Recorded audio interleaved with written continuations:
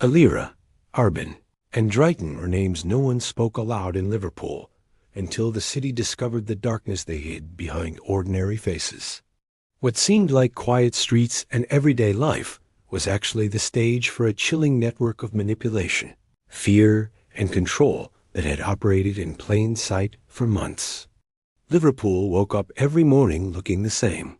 Buses hissed at stops, shop shutters rattled open, and people moved through the streets with familiar routines. The city carried a sense of confidence shaped by history, music, and pride. On the surface, nothing felt wrong. Yet beneath the ordinary rhythm, a quiet unease had begun to settle, unnoticed by most and ignored by many. In several neighborhoods, small signs appeared that did not seem important on their own. A young person stopped showing up to work without explanation. A flat was suddenly abandoned, belongings left behind as if someone had left in a hurry. Late at night, unfamiliar cars lingered too long before disappearing. These details blended into the background of city life, dismissed as coincidence or personal choice. Liverpool had always been busy, and people came and went every day. Police reports quietly increased, but they told no clear story. Each case looked different. Different ages, different locations, different circumstances. Some were recorded as missing persons, others as unrelated incidents. There was no obvious link, no shared suspect, and no clear timeline. Investigators struggled to see a pattern, and the files were slowly buried under newer priorities. What made the situation more dangerous was how normal everything appeared. Streets were well lit. Cafes were full. Neighbors greeted each other without fear. The crimes did not happen in dark alleyways or abandoned buildings. They unfolded within everyday spaces, hidden behind doors that looked no different from any other. This sense of normality acted as a shield, allowing something harmful to grow undetected. Rumors circulated quietly within certain communities. Some spoke of people being manipulated, others of exploitation that never reached official channels. Fear kept many silent. Shame kept others hidden. Without witnesses willing to speak, the truth stayed locked away. The city continued to breathe, unaware that trust itself was being used as a weapon. Authorities believed the situation was under control. Liverpool had faced crime before and survived it. There was confidence in existing systems, in experience, and in procedure. Yet this threat did not behave like others. It avoided violence that drew attention and relied instead on patience and planning. Every move was designed to leave no trace. As days turned into weeks, the quiet pattern continued.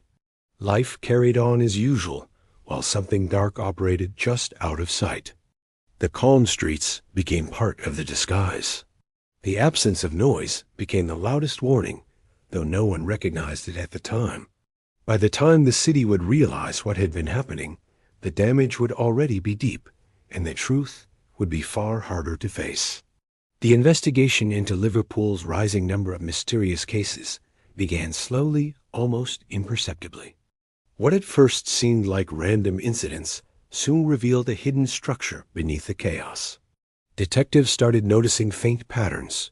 Certain areas were repeatedly mentioned in reports. Specific types of apartments were rented and left abandoned, and some commercial spaces were used for no obvious purpose. At first, these connections seemed coincidental, but over time, they formed a map of something larger, something deliberate. The network that emerged was small but remarkably organized. Members maintained strict codes of behavior and secrecy, knowing that exposure would destroy their operation. They operated in layers, each with a defined role, minimizing the risk of discovery. Some acted as scouts, identifying targets and tracking routines. Others managed logistics, finding apartments or vehicles for temporary use. At the top, a few individuals coordinated movements and decisions, ensuring that each action remained invisible to the outside world. The precision was unsettling. What shocked investigators most was the way the network blended seamlessly into the fabric of the city. Late-night cafes, Car washes and seemingly ordinary apartments became meeting points, all disguised under the guise of normal business or residence. The gang avoided drawing attention by keeping operations limited and carefully calculated.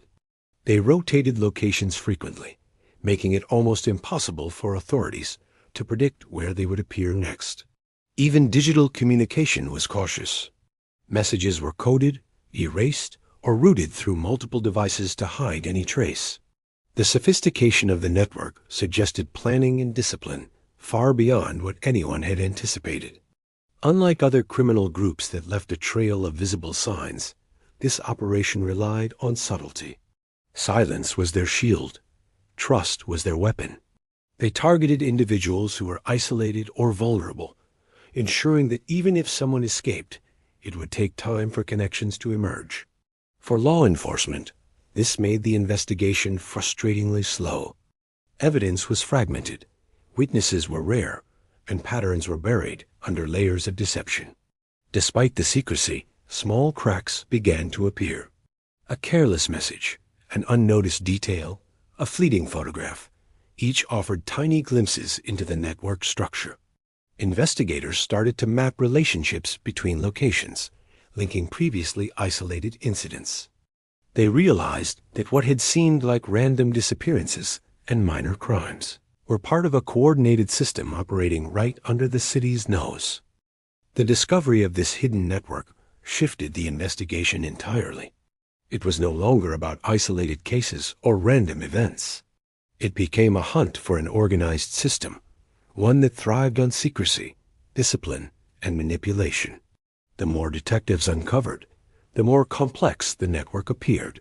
Each revelation brought new questions. How many were involved? How had they remained invisible for so long? How could a city as populous and monitored as Liverpool allow such a system to operate undetected? By the end of the initial investigation, it was clear that the network was both highly organized and dangerously invisible. Its presence in ordinary spaces, homes, streets, businesses, made it nearly untouchable. Liverpool had a hidden underworld, one that thrived on normality while hiding a dark and calculated reality. The discovery marked a turning point, revealing that the city's surface calm masked a system operating with chilling efficiency, and that understanding its structure was only the first step toward dismantling it. The gang's method of operation relied on a disturbing but effective tool: trust. They understood that fear alone would not control their victims. Manipulation and deception were far more powerful. Their targets were carefully selected people who appeared vulnerable, isolated, or searching for connection. These individuals were approached with offers that seemed harmless at first, sometimes even kind: a ride home, help with a job, or the promise of friendship. At first, nothing seemed unusual. The danger was invisible, disguised as normal human interaction. Social media became one of their most powerful instruments. Profiles were monitored, posts analyzed, and interests noted.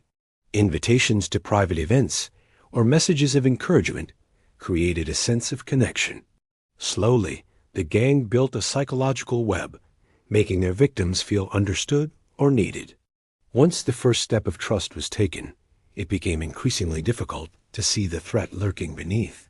By the time the danger became apparent, escape was rarely simple. The gang had anticipated nearly every reaction, every hesitation, and every attempt to seek help. The way they lured people was methodical and calculated. They often presented themselves as ordinary, even helpful, members of the community. Some posed as mentors, friends, or figures offering guidance. Others acted as companions in social settings, ensuring that their victims became dependent on the relationship. The gang's patience was extraordinary. Days, weeks, or even months could pass before the trap was fully set. During that time, victims were isolated subtly, their routines monitored, their confidence eroded. Once someone was entangled, the gang's control became more overt but still hidden from outsiders. Threats were implied rather than explicit, often relying on guilt, shame, or fear of exposure. Victims were made to believe that seeking help would worsen their situation or bring judgment. Digital evidence could be manipulated or erased, leaving no proof of coercion. Many felt trapped not only physically but emotionally, their sense of safety eroded by the very people who had pretended to care. The gang's operations were not limited to a single location. Apartments, cars, and rented spaces were rotated to avoid detection. Even places that seemed safe friends' homes, local cafes, public parks, could become instruments in their control. Each environment was carefully chosen to isolate the victim from potential support, ensuring that the manipulation continued uninterrupted. Their methods created an invisible prison, one where freedom existed only as an illusion. For investigators, understanding the pattern was critical, but extremely difficult. The victims' stories were fragmented, and evidence often came too late. Authorities had to piece together timelines, locations, and digital trails to reconstruct events that the gang had intentionally obscured. Every small detail mattered. A missed message, a deleted account, a changed route home. These traces slowly revealed the systematic nature of the operation, showing that it was not random, but planned with chilling precision. The psychological impact on victims was profound. Fear, confusion, and self-doubt became constant companions. Even after escaping, many struggled with trust and normal social interactions. The gang had weaponized human emotion, turning the natural desire for connection into a trap. Their ability to manipulate trust, combined with their careful planning and invisibility, made them far more dangerous than a simple criminal. It was a system designed to operate silently, extracting control and secrecy from the very people who thought they were safe. In the end, the luring was not just about physical access, it was about controlling perception. Victims were led to doubt themselves, their surroundings, and even the help offered by law enforcement. Trust, normally a source of safety, became the most powerful tool in the gang's arsenal, and it was the reason they remained invisible for so long. Their manipulation was subtle, almost imperceptible, and it left scars that were invisible to the outside world, but devastatingly real. As the gang continued its operation, the trails of its victims grew colder by the day. People vanished from routines without warning, leaving friends and families searching for answers that seemed impossible to find. Phones went silent, social media accounts stopped updating, and daily patterns were abruptly broken. What initially appeared as a minor disappearance soon became a part of a growing puzzle that confounded authorities. Each case seemed isolated, unrelated to the others, but slowly, subtle similarities began to emerge. The victims often left no obvious signs of struggle. Apartments were locked behind closed doors, possessions left untouched. Sometimes, personal items were deliberately scattered or removed to create confusion, making investigators believe that departures were voluntary. In other cases, digital footprints were carefully erased, messages deleted, and location histories altered. Every step was calculated to obscure the truth. For law enforcement, it became a race against time, a battle to catch patterns before the trails went completely cold. Investigators faced the immense challenge of connecting the dots. Every disappearance initially seemed unique. A young woman missing after work, a student failing to return home, an individual disappearing from a bus stop. At first, each report was treated separately. It was only after weeks of painstaking analysis that similarities began to emerge. Certain areas were repeatedly referenced, minor details overlapped, and digital records, when recovered, pointed toward a coordinated effort rather than random acts. The realization that these cases might be linked sent shockwaves through the investigative teams. The gang's method relied heavily on creating invisibility. They avoided violence that could draw attention, relying instead on subtle coercion and isolation. The disappearance of a single person could easily be dismissed as ordinary circumstances. Yet collectively, the absences formed a pattern. Families were left with frustration and despair, often fearing judgment or blame, while the authorities struggled to identify a common thread. Every unconnected report allowed the gang to operate further under the radar. The missing persons became more than just individual cases. They were part of a shadowed network of control. The gang rotated locations and altered routines, ensuring that no consistent environment could be tracked. Even witnesses who might have noticed suspicious activity were either ignored or never fully aware of the danger. Public spaces, once considered safe, became part of the operation's concealment. Life in Liverpool continued outwardly as normal, masking the underlying chaos. Every attempt to uncover the truth revealed another layer of the gang's sophistication. CCTV footage offered limited insight, often showing only fragments of movement. Digital records, when recovered, were incomplete or deliberately misleading.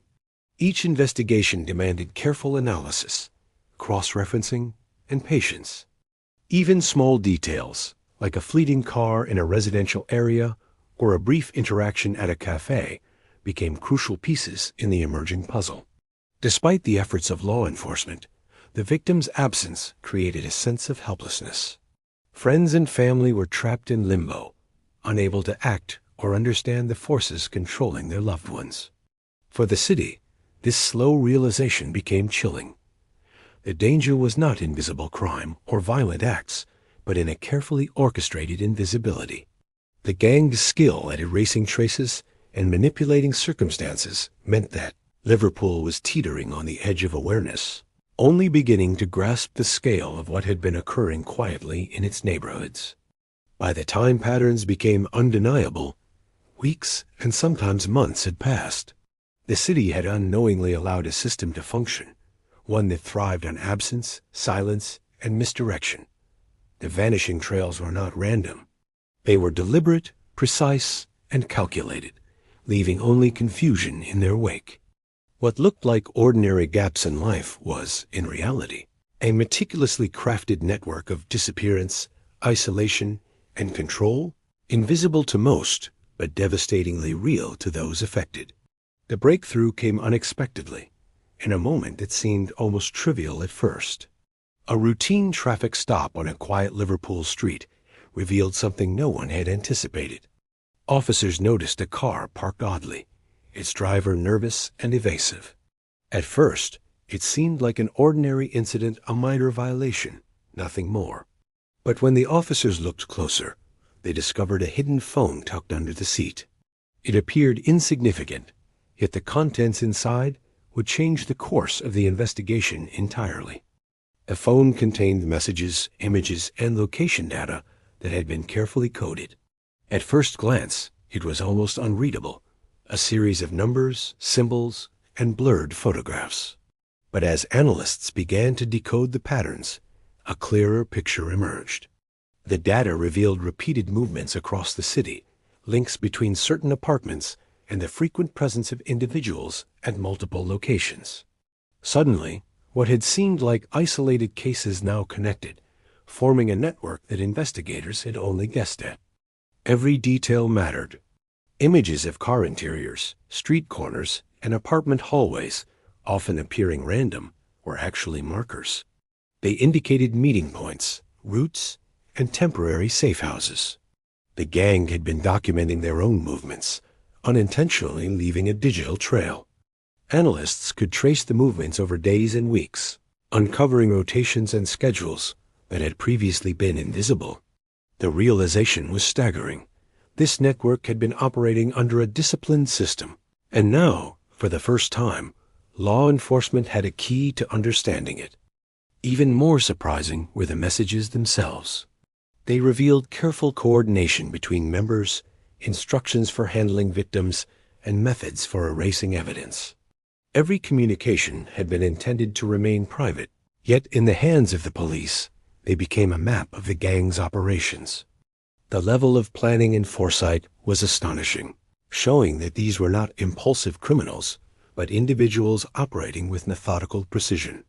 Each file, each image, added another piece to a puzzle that had confounded investigators for months.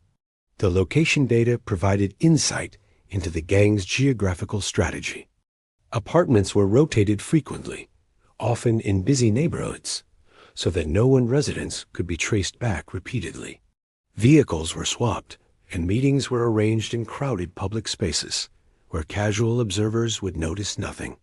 Even places considered safe for victims' cafes, libraries, or shopping areas were sometimes used as points for manipulation or monitoring. The gang had taken ordinary city life and turned it into a mechanism for control, using the very normality of Liverpool as camouflage. This unexpected discovery sparked a surge in investigative activity.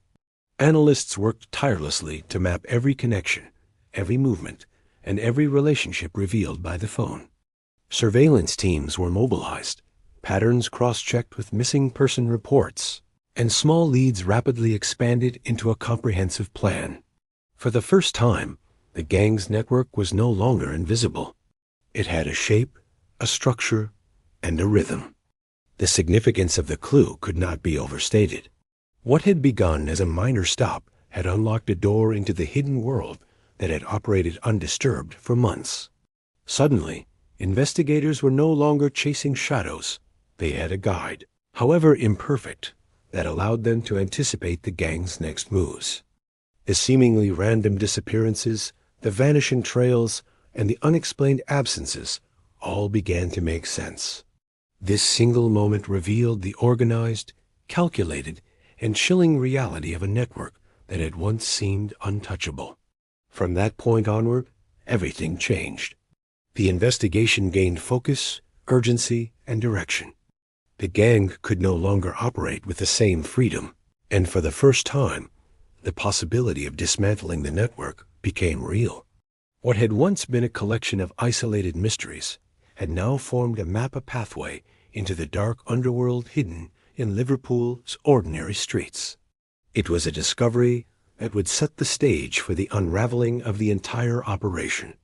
As the investigation intensified, the full extent of the gang's deception became horrifyingly clear. The group had mastered the art of hiding in plain sight. Members lived ordinary lives during the day, blending seamlessly into Liverpool's neighborhoods. They shopped in supermarkets, walked dogs in parks, and attended local events, appearing indistinguishable from any other resident. Their public personas were carefully cultivated, projecting normality and even trustworthiness, which made it almost impossible for anyone to suspect their true activities. Surveillance revealed that the gang's operational method relied heavily on mobility and disguise. Apartments, cars, and meeting spots were constantly rotated to avoid detection.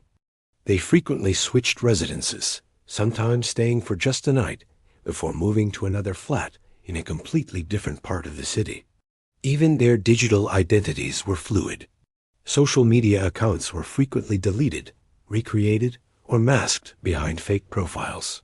Anyone trying to track them would encounter dead ends at every turn. Investigators discovered that the gang's members were organized in layers. Some were tasked with identifying potential victims, observing routines, and gauging vulnerability. Others handled logistics, including transportation, temporary housing, and supplies. A few high-ranking members coordinated activities, ensuring that every movement was deliberate and timed. There was no chaos, no reckless behavior. Every action was part of a controlled plan designed to maintain secrecy and dominance. One of the most unsettling revelations was how ordinary their daily lives appeared. Members held jobs, interacted socially, and contributed to the community in ways that made them almost invisible. This dual existence, ordinary citizen by day, predator by night, created a stark contrast that shocked investigators. People who had unknowingly crossed paths with them in everyday situations could not have imagined the sinister reality lurking behind the friendly smiles and casual greetings. The gang's adaptability was another factor in their success. They responded quickly to potential threats, such as increased police presence or digital monitoring. If an apartment became risky, they abandoned it. If a communication method was compromised, they shifted to another system entirely. Even victims who managed to escape found that the gang could anticipate certain behaviors, making it difficult to find safety. The network was fluid, flexible, and resilient in ways that law enforcement had rarely encountered. Evidence from surveillance, phone records, and witness reports slowly unveiled the psychological methods the gang used. Isolation, manipulation, and fear were applied with precision. Victims were conditioned to doubt themselves, feel shame, and hesitate to seek help.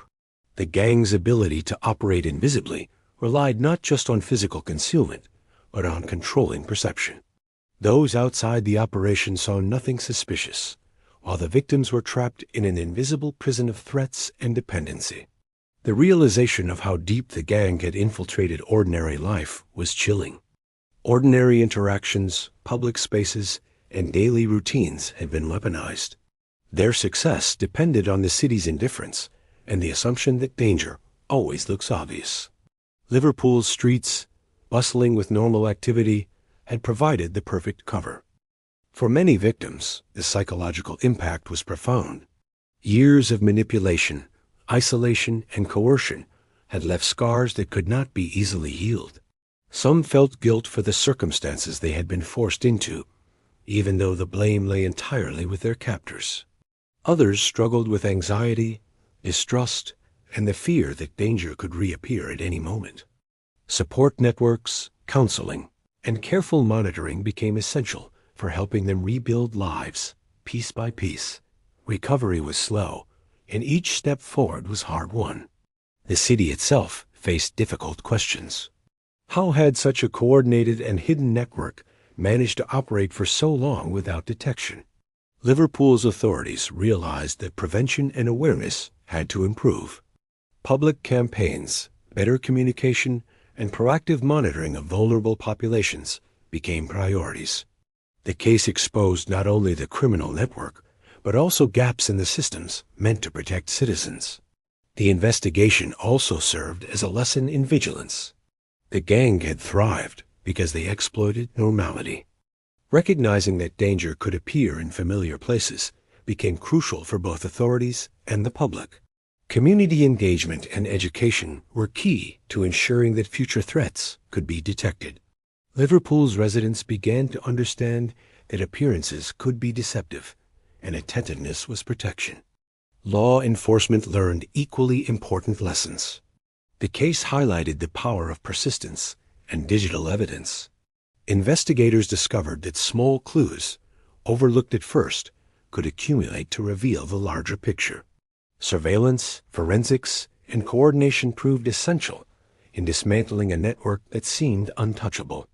Despite the arrests, the emotional aftermath lingered. Families and communities were left processing relief and grief.